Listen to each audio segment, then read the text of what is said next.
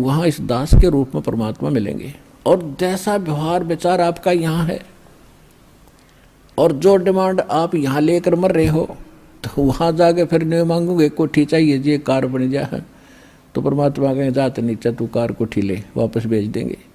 तो ये भी आपकी इच्छा यहाँ से इसलिए हटाई जाती है कि केवल ये मांगो, साई इतना दीजियो जा मैं कुटुंब समावे, हम भी भूखे न रहे अतिथि न भूख हो जावे। बता फिर क्या रहेगा मांगने।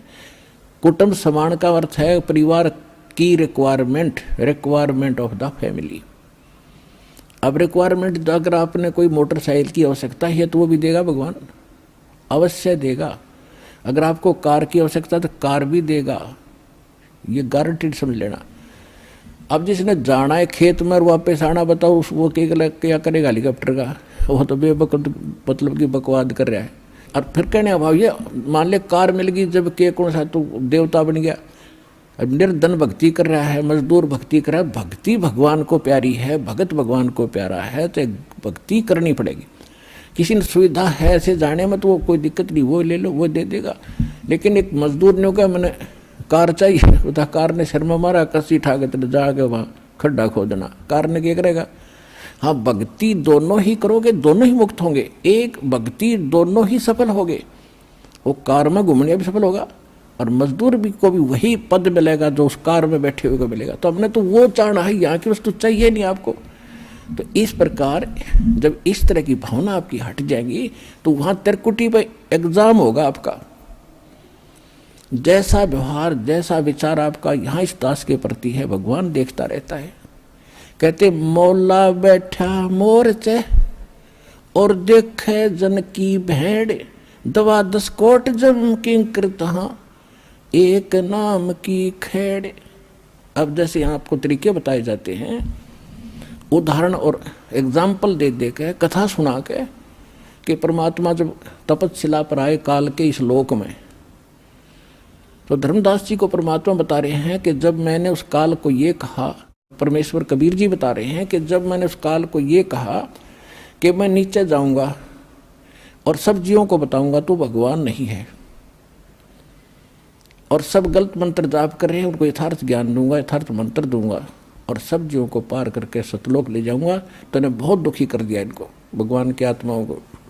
तब वो काल इतना ताकतवर है कि मेरे ऊपर झपट्टा मारा मारने के लिए, तो मैंने सतनाम का जाप शुरू कर दिया। और जो ही मैंने सिमरण किया श्वास से, ऐसे गिर गया जैसे पक्षी की पांख कट जाती है।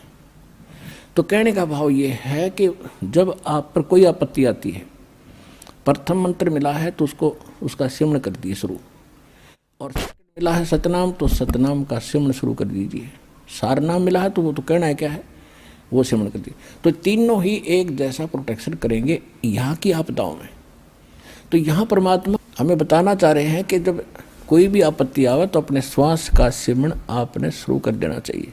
जैसे मौला बैठा मोरचे और देखे जन की भेड़, भेड़ माने भिड़ंत, यानी किस तरीके से ये लड़ता है। जैसे एक सैनिक है और उसके पास बंदूक है, गन है, अब वो गन न छोड़ के और पत्थर ठाको मारने चल रहे तो किसा क्या कल है उसके अंदर। तो आपको ये नाम की एक बंदूक दे रखी है, हथियार दे रखा है इस काल के दूतों के साथ लड़ने के लिए। अब जब आपके ऊपर आपत्ति आती है, यम के दूत आते हैं, चाहे गरीबदास जी ने लिखा है कि वो परमात्मा आपकी हर गतिविधि देखता भगत की, और आपको ये भी देखता है कि वो किस तरह से उनसे निपटेगा काल के दूतों से। कहते इन 4 दूतों की तो बात ही छोड़ो जो तुम्हें लेने आते हैं। अगर 12 करोड़ यम के दूत सामने खड़े हों और आपने एक सिमरण कर दिया, वो 12 करोड़ न्यू पड़ेंगे, जाके एक दूसरे के ऊपर उछलते भागते नजर आओगे, न्यू मैदान साफ कर जाएंगे। अब कहते हैं मौला बैठा मोरचे, मौला माने परमात्मा, मौला बैठा मोरचे देखे जन की भेड़। जो मोर्चे में भक्त बैठा है, यानी मोर्चा है हमारा हर काल का ही, उसके साथ हम लड़ रहे हैं, संघर्ष कर रहे हैं, भक्ति कर रहे हैं, सिमरण कर रहे हैं। और कहते हैं जैसे आपत्ति आती है उस समय अपना सिमरण शुरू करो दाता का, सब बातें भूल के, और वहाँ नो का हायरी माँ मर गया बचाइए तो कहेगा भगत है वो। तो परमात्मा ये देखता है कि वहाँ आप कौन सा फार्मूला अपनाओगे, तो वो तरीके आपको यहाँ बताए जाते हैं। तो वहाँ एग्जाम होगा त्रिकुटी बजा के आपका। तो यहाँ परमात्मा कहते मौला बैठा मोर्चा देखे दिन की भेड़, आपकी लड़ाई देखता है, बढ़त देखता है, यो कैसे मुकाबला करता है, बंदूक धर के पत्थर ठाता है या बंदूक दिखावा है, तो फिर ज़्यादा फर्क पड़ जाए। बंदूक दिखाते हैं तो नाम के सिमरण से संकट टलेंगे। और कहते हैं 12 कोट दम किंकर जहाँ 12 दूत यम के दूत सारे के सारे आपके सामने आ जाओ, और एक नाम की खैड़, खैड़ माने टक्कर नु मारा सब गिरता चला तगड़ा आदमी होता है। तो ऐसे वो मंत्र की इतनी ज़बरदस्त शक्ति है, क्योंकि ये ज्ञान जो बोला गया था सिंपल और अनएजुकेटेड व्यक्ति थे, उनको सिंपल लैंग्वेज में समझाना था। तो वो परमात्मा आपकी बढ़ंत यानी आपकी एक्सरसाइज देखता है कैसे कर रहा है। तो वो जैसे इस दास के साथ आप व्यवहार जैसे आप यहाँ डिमांड करते हो, तो धीरे धीरे देखो प्रथम बार को भक्त आता है उसको तो कंपलसरी है, वो तो मांग गएगा और ये भगवान देगा ही देगा। इसके घर में कोई घाटा है कोई नहीं। ज्ञान इसलिए दिया जाता है कि तू क्या मांग रहा है उतना मांग ले जितनी तुझे जरूरत है, और बाकी भगवान पर छोड़। उसने क्या पता नहीं मेरे बच्चे को क्या आगे आवश्यकता है, आगे तैयार खड़ा पाओगा आपके आपसे पहले खड़ा मिलेगा। इसको किस चीज़ की आवश्यकता है। पति भरता जमी पर जो धर पाओ, समर्थ झाड़ू देत है ना काटा लग जाए। तो आप उसके हो गए तो फिर आपके जीवन रूपी सफर में झाड़ू लेकर कहते मैं उसका दास हूँ। दास किसे कहते हैं? गुलाम को। दास भी पीछे रह जाए लेकिन भगवान आपकी पुकार से सुनते ही आगे खड़ा पाओगा, और उसको पहले भी खड़ा पाएगा कि मेरा बच्चा आ रहा है, और साफ कर दो कि देश के कर्म के कांटे ना चुभ जा। तो इतना आपने इस मालिक में समर्पित होना पड़ेगा पतिव्रता की तरह, तब लाभ हो।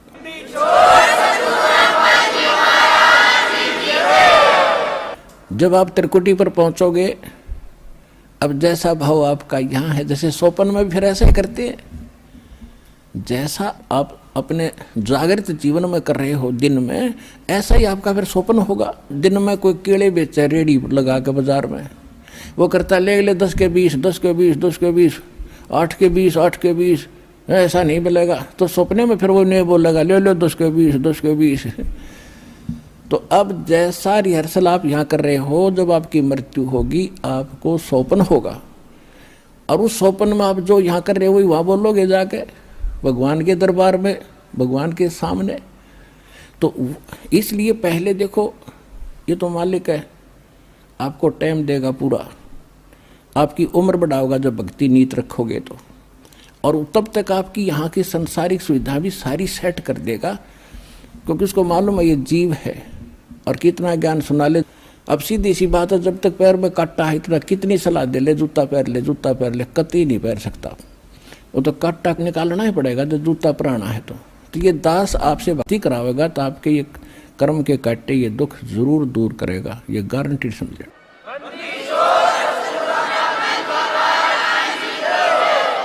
इसलिए आपको धैर्य रखना पड़ेगा, धीरे धीरे रे मना धीरे सब कुछ हो, और माली सीते 100 घड़ा ऋतुआएं फलो। फिर गुरु मानुष कर जानते ते नर कहीं है अंध, ओहे दुखी संसार में फिर आगे काल के फंद। परमात्मा आपको त्रिकुटी में मिलेंगे, वहाँ जाते ही आप समर्पित हो, जैसे दंडवत करोगे तो देखोगे मुँह की तरफ, और परमात्मा जिधर जाएंगे आप पीछे पीछे वहीं भाग लोगे, वहीं साथ जाओगे। तो वहाँ आपको धर्मराज के दरबार में ले जाया जाएगा, गेल जाएंगे दत्ता साथ में इस दास के रूप में। भाई कर ले गुरु वकील मुकदमा भारी है।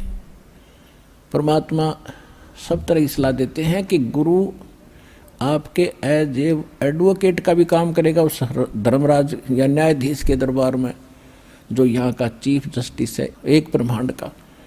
तो वहाँ साथ जाएंगे दास के रूप में परमात्मा, और उनको कहेंगे कि सर निकालो गीता अध्याय नंबर 18 के श्लोक नंबर 66 को।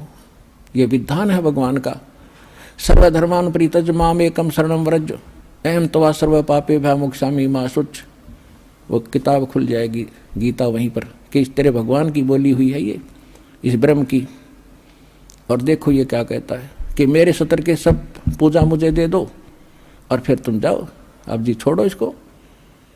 ये ओम नाम का जाप जो सतनाम में जो सेकंड मंत्र जो आपको दिया जाता है, उसमें प्रथम जो मंत्र है सतनाम 2 अक्षर का है, जो पहला अक्षर का मंत्र है ये ब्रह्म का है ओम। इसकी कमाई वहाँ दे देंगे, फिर वो ऑटोमेटिकली छोड़ देंगे, आ जाओ जी आप फिर। और फिर दूसरा मंत्र है सतनाम का, दूसरा अक्षर है, उसकी कमाई फिर अक्षर पुरुष के लोक में देंगे जाके, वहाँ भी आपके साथ रहेगा परमात्मा इस दास के रूप में। और जब फिर 11वां द्वार पार किया, फिर 12वें द्वार को पार करके तब सतलोक में जाया जाएगा। कोई 10वें द्वार तक अटक रहा है, एक ने कितने 11वीं खिड़की सुन ली अधूरा सधूरा। ये थे नीम हकीम, ये मधु परमहंस रांझडी वाला, 11वीं खिड़की आ गई, किसी नहीं पाई आज तक। ये थे काल के दूत। और परमात्मा को पता था कि इन मेरा संत धोएगा जाकर, सारे की पोल पाट देगा। तो वो 12वां द्वार पार करके सतलोक में प्रवेश करेंगे और तब वहाँ चले जाएंगे जहाँ लौट कर कभी नहीं आते। तो परमात्मा की भक्ति और साथ में गुरु का यूँ सहयोग आपको सदा बनाए रखना पड़ेगा। से सौंप्या गुरुदेव को सफल हुआ ये शीश, नित्यानंद इस शीश पर आप बसे जगदीश। कोटि शीश तन दे लिए जमराजा की फेंट, एक शीश दे कर देख ले सतगुरु अपने की भेंट। कहते इस काल को तने असंख्य शीश दे दिए, कित बेमौत मारा तेरे को, और एक शीश गुरु को देकर देख सतगुरु को। शीश देने का मतलब ये नहीं काट कर धर देना। एक गुरु शिष्य थे और गुरु उनको पढ़ा करते थे, बेटा गुरु की आज्ञा का पालन होना चाहिए, गुरु को भगवान के तुल्य मानना चाहिए। एक दिन उस गुरु ने परीक्षा लेनी चाहिए और कहा कि भाई आज मैं आपसे एक आदेश करता हूँ। 5-7 भगत थे गुरु चेले, तो सब चेले कहने लगे जो आदेश हो गुरुदेव, कि भी मेरे सिर में 5-5 जूते मारो। अब 5 के 5 सुन हो गए। तो फिर वो याद दिलाते हैं कि गुरु की आज्ञा का जो पालन नहीं करते वो शिष्य फेल होते हैं भाई, देख लो।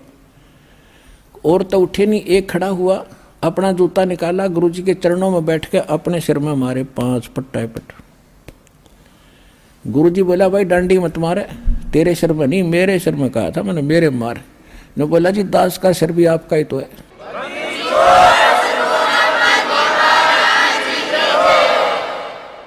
तो उस विवेकशील चेले ने कहा जी ये दास का शीश भी तो आपका ही है। तो कहने का भाव ये, आपने ऐसे समर्पित और विवेक से होना पड़ेगा, तब गुरु बिना आपका मोक्ष नहीं। और गुरु आपको मिल गया, आप कल्याण कराओ, अपने परिवार को लाओ और जहाँ तक संभव हो सके इस ज्ञान को फैलाओ, बहुत बड़ा परोपकार होगा, आपको विश्व का कल्याण होगा। बोलो सतगुरुदेव।